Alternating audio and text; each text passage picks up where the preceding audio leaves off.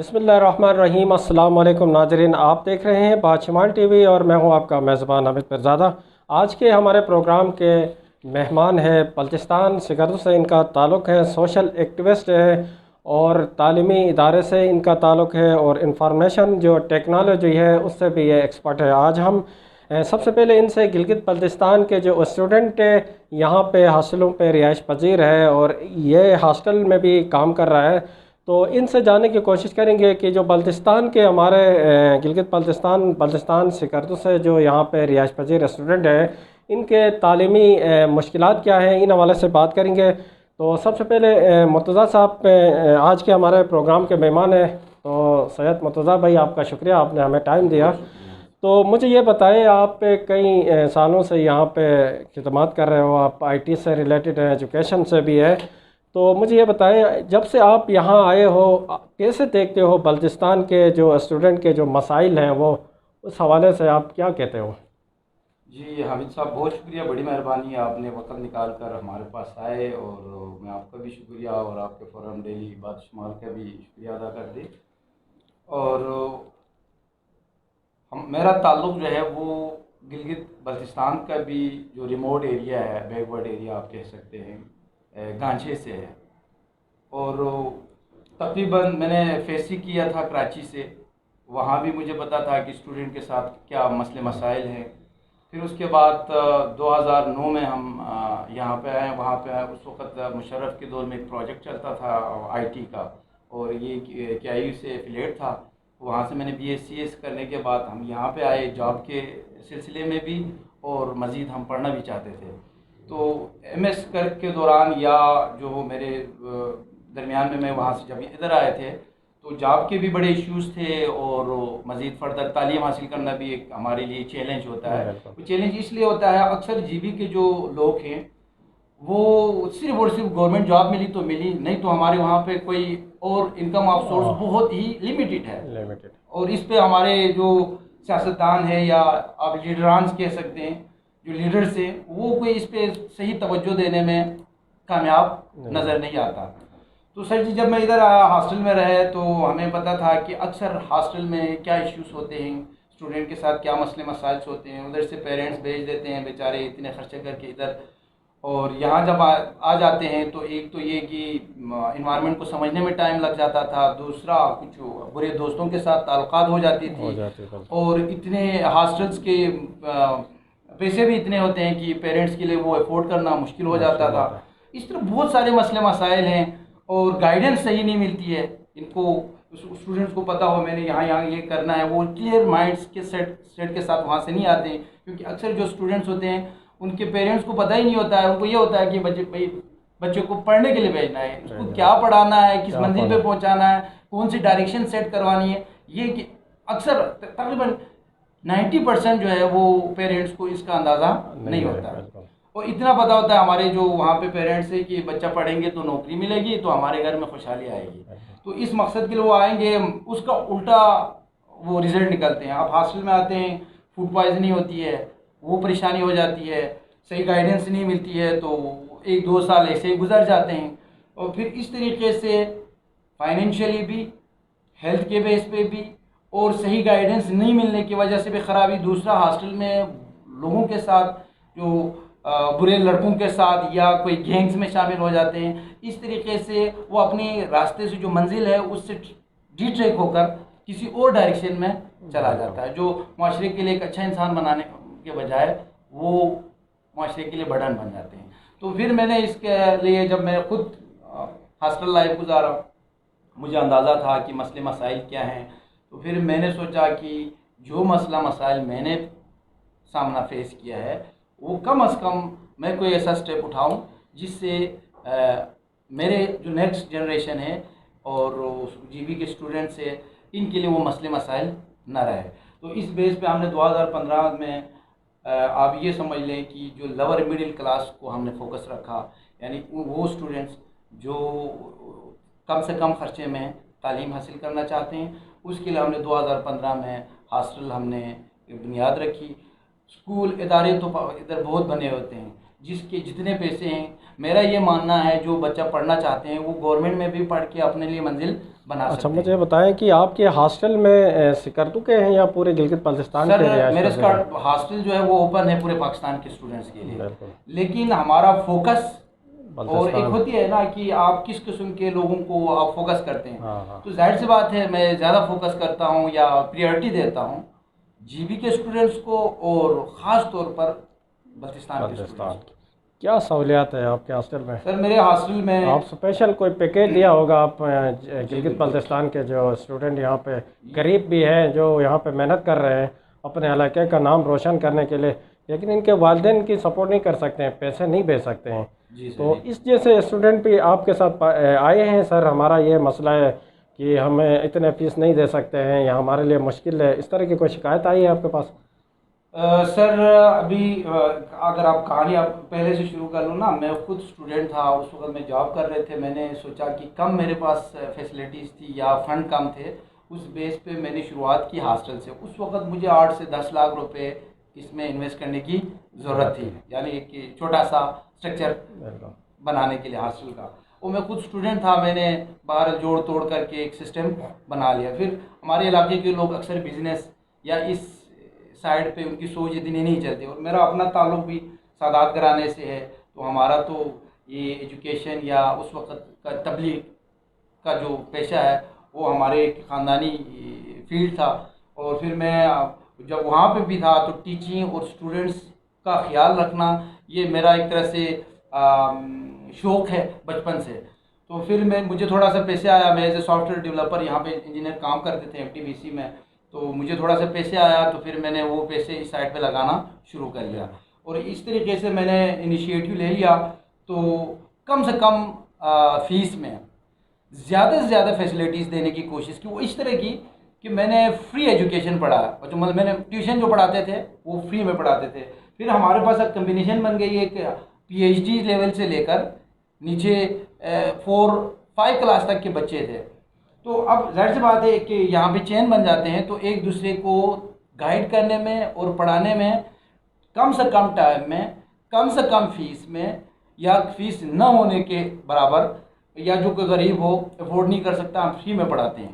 تو اس طریقے سے ہم نے اس ہاسٹل کے سسٹم کو شروع کیا، اور الحمدللہ اس میں نے اب تو پورا سسٹم تو ظاہر سی بات ہے نہیں چل سکتا، اس میں سے کئی اسٹوڈنٹس کو ہم نے، وہ تھے غریب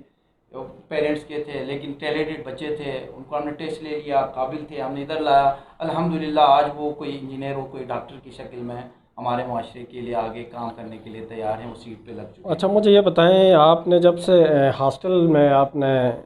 کام شروع کیا ہے، جی بی کے اسٹوڈنٹ کو وہاں پہ رہائش دی ہے،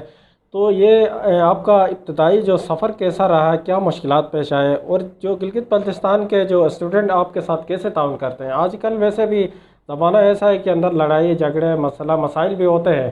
تو وہ آپ کے ساتھ کیسے تعاون کرتے ہیں؟ سر پہلے جو آپ آئے تھے تو ہماری کوشش تھی کہ اپنے لڑکے ہو، لیکن اس وقت میرے پاس اتنے نہیں تھے، تو میں باہر سے بھی لڑکے رکھتے تھے، اس میں ہر قسم کے لوگ ہوتے تھے، میں انوائرمنٹ اتنا زبردست طریقے سے نہیں بنا سکا، میں نے رینٹ بھی نکالنا تھا، سسٹم چلانا تھا، تو میرے پاس ایسے اسٹوڈنٹس بھی آ جاتے تھے جو میں چاہتے نہیں تھے وہ وہاں رہے۔ آہستہ آہستہ میں نے فلٹر آؤٹ کرنا شروع کر لیا، ابھی الحمدللہ ہمارے پاس صرف وہ اسٹوڈنٹ آتے ہیں جو پیرنٹس صرف ہماری ذمہ داری پہ یہاں بھیجتے ہیں کہ جی یہ ہمارے اسٹوڈنٹس ہیں، فل ذمہ یعنی داری ان آپ کے کی ہے۔ والدین آپ سے رابطہ جی کرتے رابطہ ہیں؟ کرتے ہیں، بالکل، اور وہ فل فلیج میری ذمہ داری پہ یہاں بھیجتے ہیں، اور وہ وہاں پہ ہم نے سیکیورٹی سسٹمز، سی سی کیمرہ، اور ہر چیز ہم نے، ہر فیسلٹیز کھانے کے لحاظ سے، اب وہ یہ نہیں ہوتا ہے کہ ان کے لیے مٹن کھلائیں، فروٹ کھلائیں، لیکن نہیں، کھانا ہم تو جو ہے مینو کے فیس مطابق ہے۔ فیس لیتے ہیں 8 سے 9 ہزار روپے، اسی 8 سے 9 ہزار میں ہم بچوں پہ خرچہ کر لیتے ہیں، یہ تقریباً آپ ایسا سمجھ لیں نو پروفٹ نو لاس پہ ہم اس کو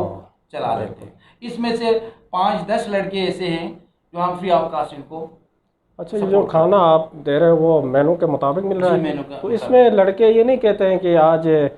دال صحیح نہیں ہے، روٹی پکی ہے، کچی ہے والا، اس طرح تو شکایتیں ہو رہی رہتی ہے؟ ہے، لیکن کم سے کم میں خود بھی وہاں پہ کھاتا ہوں، اسٹوڈنٹس کے ساتھ رہتا ہوں، وہی کھانا جو ہم کھاتے ہیں وہ ہم ان کو بھی کھلاتے ہیں، اور اب تو ماشاءاللہ الحمدللہ جی بی کے اور اسپیشلی بلتستان کے اسٹوڈنٹ زیادہ ہے، میرے پاس 70 سے 80-90-100 کے قریب ہے، اور پچھلے سال سے میں نے گرلز کا بھی مجھے احساس ہو گیا کہ گرلز کے لیے بھی ایشوز ہیں، ان کے بھی ایجوکیشن کو پروموٹ کرنا چاہیے، اور اسپیشلی ہمارے علاقے کے لوگ ایک تو ٹرسٹ نہیں کرتے ہیں کہ لڑکیوں کو باہر نکالنا ان کے لیے مشکل ہو جاتا مشکل ہو ہے، جاتا تو ہم اپنے فیملی سپورٹ دے دیتے ہیں، ان کو گائیڈنس بھی دے دیتے ہیں، اور ساتھ میں بہترین طریقے سے ان کے لیے بھی ہم نے سیٹ اپ بنایا ہے 7 روڈ پہ. اور یہ 7 روڈ اور یہ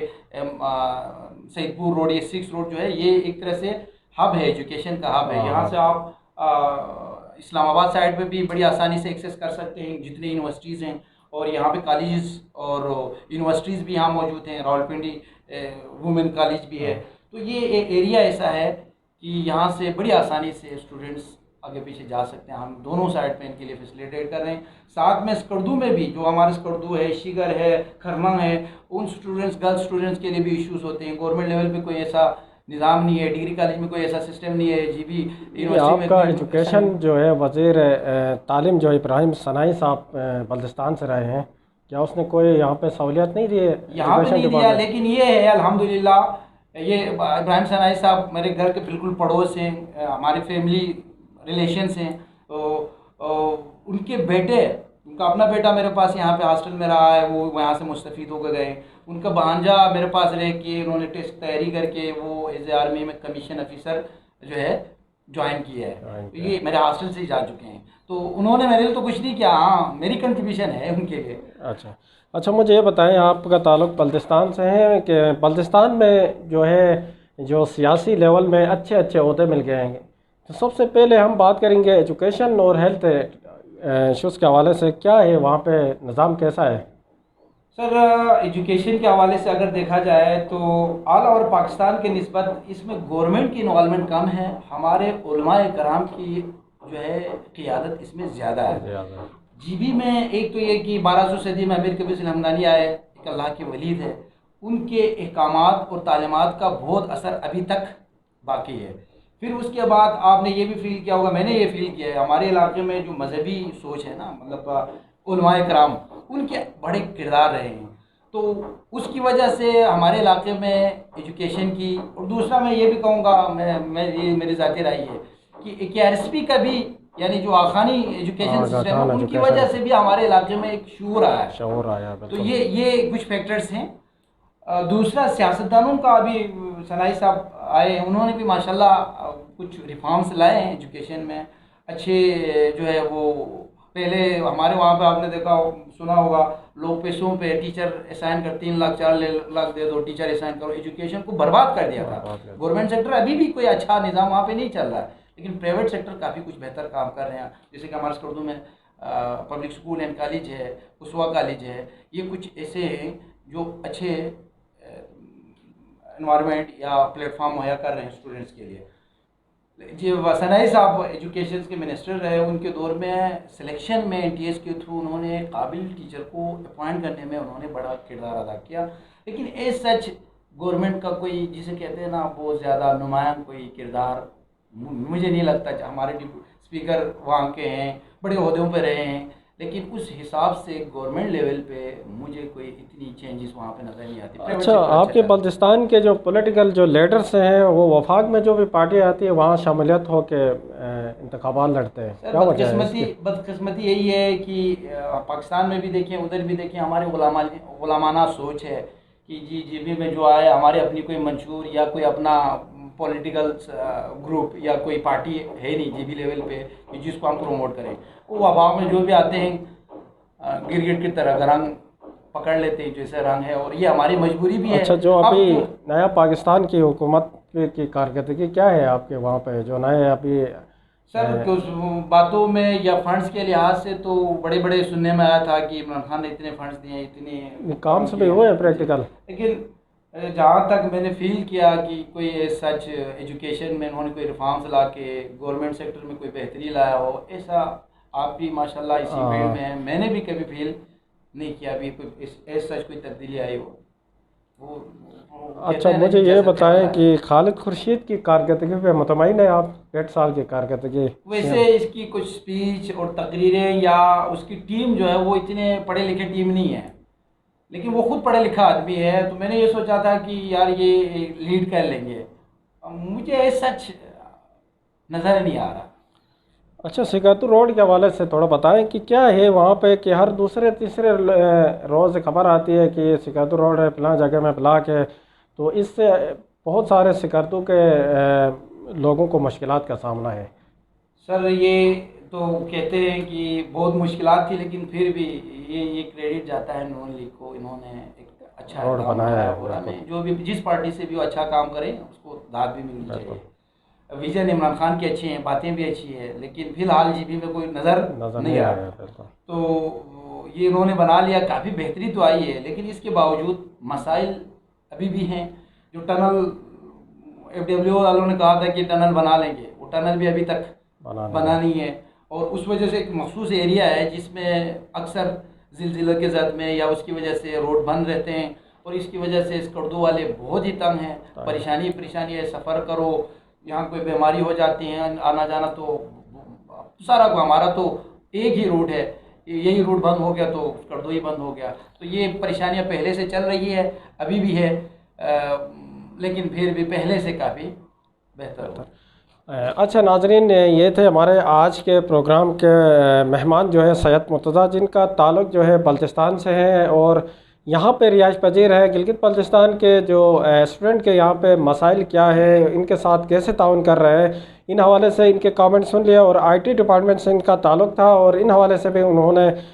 کامنٹس دے دیا، اور کچھ پولیٹیکل جو بلتستان کے ایشوز تھے ان حوالے سے بھی انہوں نے بتا دیا۔ ناظرین، آپ لوگوں کا بہت بہت شکریہ، آپ نے قیمتی وقت نکال کے ہمارے پروگرام کو دیکھ لیے۔ مزید ہم اسی طرح کے پروگرامز کو لے کر آپ کی خدمت میں حاضر ہوں گے، تب تک ہمیں اجازت دیجیے، اللہ حافظ۔